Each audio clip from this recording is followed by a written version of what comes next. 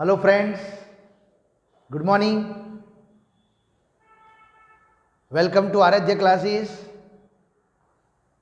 Standard 11, Subject Statistics and Chapter number 1, Collection of Data. Friends, last time part 4 के अंदर हमने methods of collecting the primary data के अंदर मैंने first method आपको बताई थी डायरेक्ट इंक्वायरी, उसके एडवांटेजेस और उसके डिसएडवांटेजेस भी बताए थे। आज मैं आपको पार्ट 5 के अंदर methods of collecting the primary data की सेकंड मेथड बताने जा रहा हूं, जिसका नाम है इनडायरेक्ट इंक्वायरी। Indirect inquiry. अब इसमें ध्यान रखना, यहां पर इनडायरेक्ट इंक्वायरी का मतलब पहले तो क्या बता देता हूं। When the work areas are very wide, आज हमको कोई भी जगह पर से इंफॉर्मेशन कलेक्ट करने की है।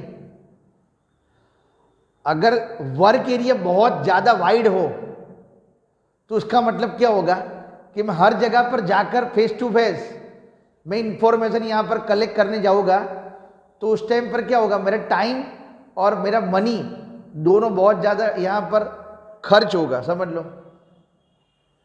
तो when the work areas are very large, very wide, at that time indirect inquiries are very useful.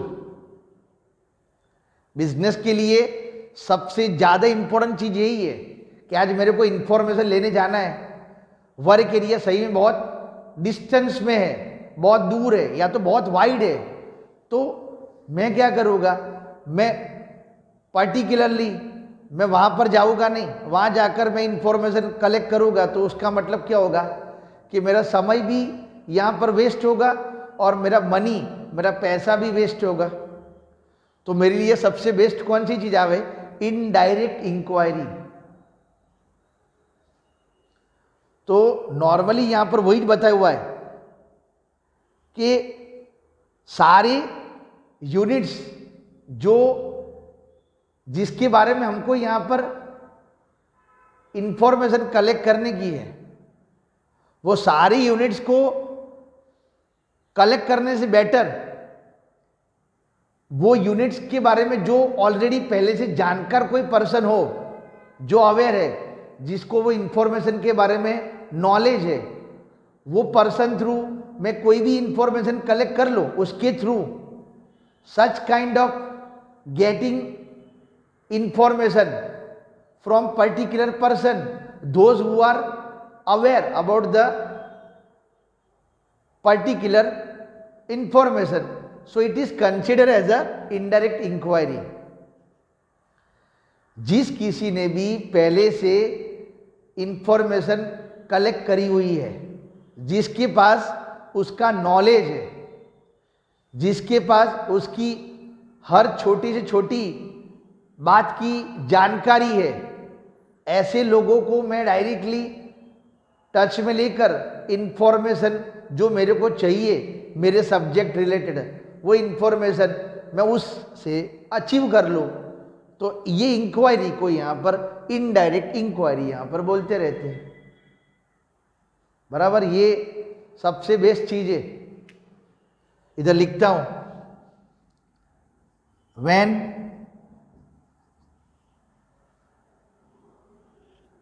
when the information are collected by others, those who are already known about the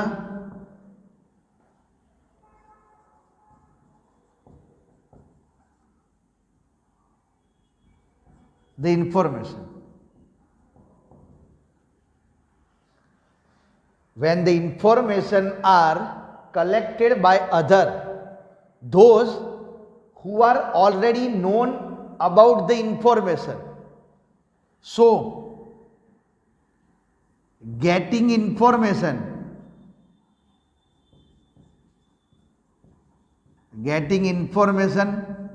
from that person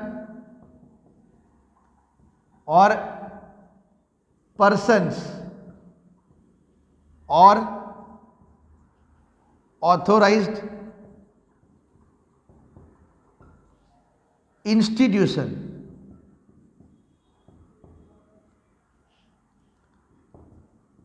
is called indirect inquiry. Indirect inquiry.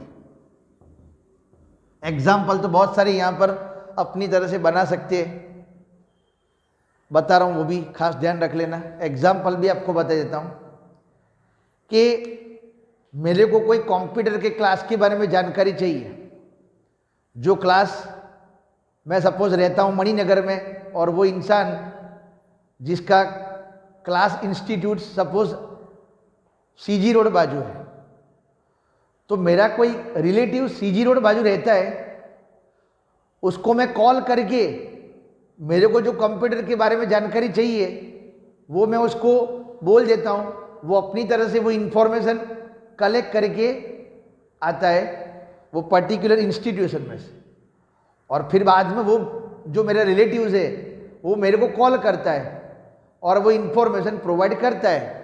तो such kind of inquiry that is called indirect inquiry.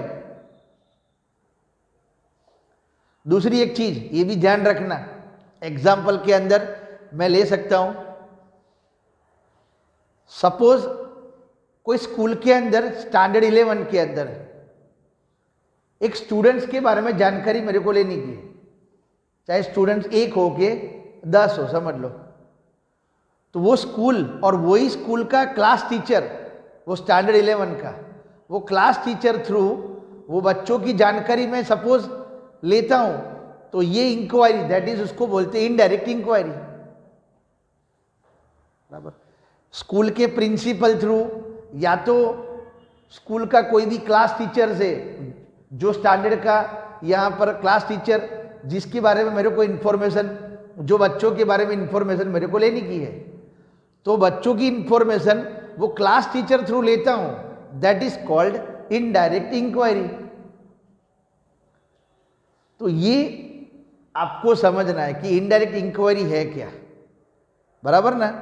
आपको यहां पर सही चीज बता दी, face to face. अगर मैं directly वो बच्चों को पूछूं अपनी जो भी क्वेरीज है, अपने जो भी क्वेश्चन है, डायरेक्ट वो बच्चों को फेस टू फेस, तो ये इंक्वायरी को डायरेक्ट इंक्वायरी बोलते हैं। पर पेरेंट्स थ्रू या तो टीचर थ्रू या तो कोई भी गार्डियन थ्रू वो इंफॉर्मेशन कलेक्ट करता हूं, that is indirect inquiry. Clear. Indirect inquiry के एडवांटेजेस भी है और डिसएडवांटेजेस भी है, समझना है अच्छी तरह। एडवांटेजेस कौन से हो सकते हैं यहां पर, एक्चुअली फर्स्ट एडवांटेज यहां पर बता रहा हूं, when the work areas is very wide, समझ लेना, अगर काम करने का अपना जो एरियाज बहुत बड़ा हो ना, तो सबसे बेस्ट ये इनडायरेक्ट इंक्वायरी है। व्हेन द वर्क एरिया, या तो क्या आएगा field area, are very wide,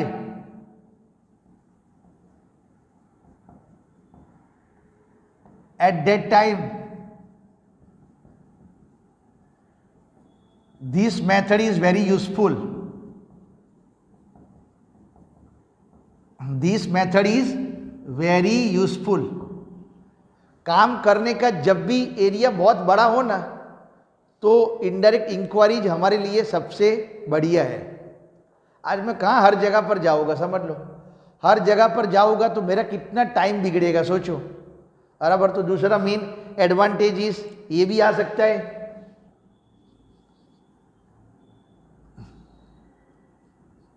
From this method, we can save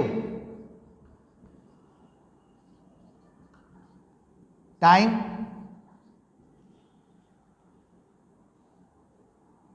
energy and money. ये मेथड थ्रू दूसरा फायदा कौन सा? मैं अपना टाइम मतलब अपना समय, अपनी शक्ति और अपना पैसा तीनों को मैं यहां पर सेव कर सकता हूं इनडायरेक्ट इंक्वायरी थ्रू. ओके, बहुत इजी है और इंपॉर्टेंट वर्ड यहां पर बताए हुए है.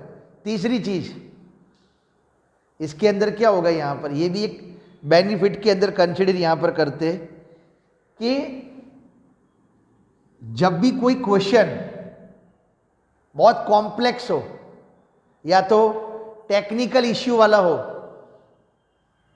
तो इनडायरेक्ट इंक्वायरी वो सही में बहुत ज़्यादा हेल्पफुल है. If the informations are very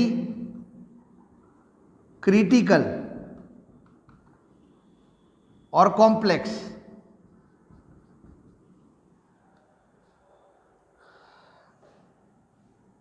as well as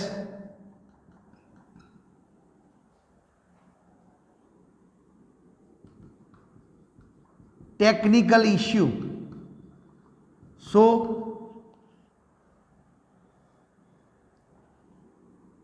indirect inquiry is very helpful. Indirect inquiry is very helpful for getting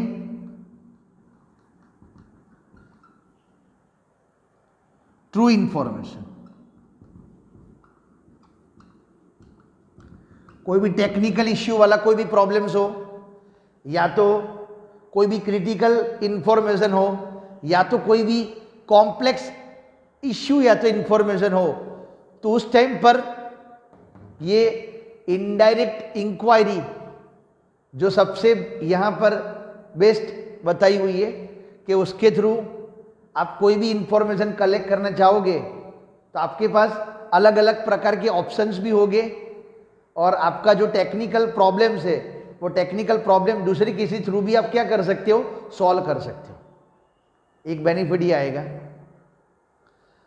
और एक सबसे दूसरा एक पॉइंट इंपॉर्टेंट ये भी है कि कभी कभी क्या होगा, आज मैं डायरेक्ट इंक्वायरी जब भी लेने जाता हूँ तो मेरे पास कोई प्रूफ नहीं होता है कि मैंने जो भी इंफॉर्मेशन यहाँ पर जिस किसी थ्रू कलेक्ट करी हुई है, जो मेरे को इंफॉर्मेशन सही में प्रोवाइड करने वाला पर्सन है, वो पर्सन बराबर वो इंफॉर्मेशन जो मेरे को प्रोवाइड कर रहा है सही में वो ट्रू इंफॉर्मेशन प्रोवाइड करता है कि नहीं.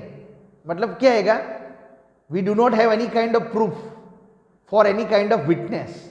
बराबर, डायरेक्ट इंक्वायरी में कोई प्रूफ या तो कोई विटनेस होता नहीं है, समझ लेना.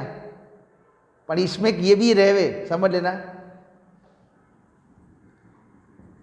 डायरेक्ट इंक्वायरी में प्रूफ होगा तो क्या होगा, हमारा ही प्रूफ, हम खुद वहां जाकर पर्टिकुलरली हमने खुद ने इंफॉर्मेशन कलेक्ट करी हुई, बस इतना ही प्रूफ.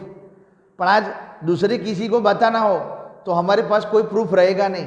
तो ये मेथड के अंदर हमारे पास प्रूफ रहता है क्योंकि हमने दूसरी किसी थ्रू इंफॉर्मेशन कलेक्ट करी हुई होती, इसीलिए. बराबर, in this method we have proof and witness.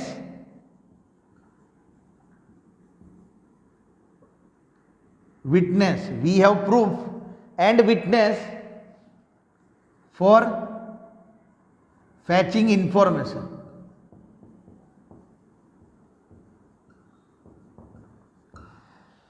कोई भी इंफॉर्मेशन हमने जिस किसी से भी ली हुई है वो इंफॉर्मेशन का प्रूफ भी रहता है और पर्टिकुलरली एक विटनेस भी आपको देखने को यहां पर मिलता है.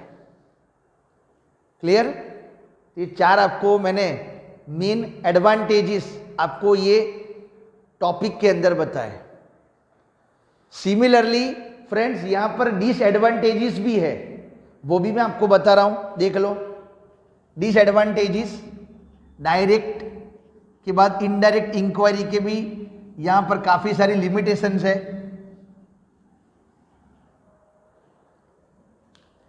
लिमिटेशन या तो डिसएडवांटेजेस, नंबर 1 कौन सी लिमिटेशन होगी यहां पर इनडायरेक्ट इंक्वायरी की? सामने जिस किसी थ्रू यहां पर इंफॉर्मेशन मैं कलेक्ट कर रहा हूं, अगर वो रिस्पोंडेंट्स अनट्रेन हुआ, समझ लेना, इफ respondents are untrained, या तो less efficient, so this method is not good.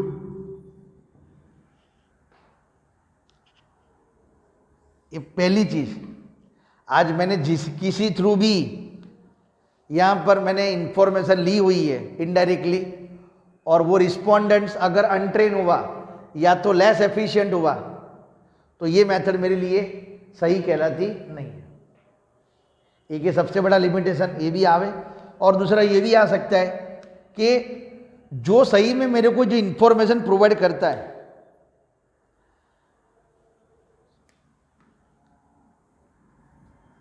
if informations are incomplete, if informations are incomplete and vague, spelling याद रखना, VAGUE, that means unclear,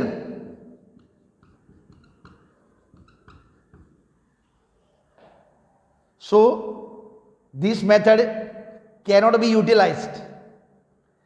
आज मैं कोई भी जगह पर से इंफॉर्मेशन कलेक्ट कर रहा हूं, जिस किसी थ्रू, मैं तो रूबरू जाता नहीं हूं, मैं फेस टू फेस जाता नहीं हूं, पर मैं दूसरे के ऊपर भरोसा करता हूं, और वो भरोसा थ्रू मैंने जिस किसी से भी इंफॉर्मेशन ली और वो इंफॉर्मेशन इनकम्प्लीट है या तो अनक्लियर है, तो अभी वो इंफॉर्मेशन मेरे लिए यहां पर 100% ट्रस्टेबल कहलाएगी नहीं।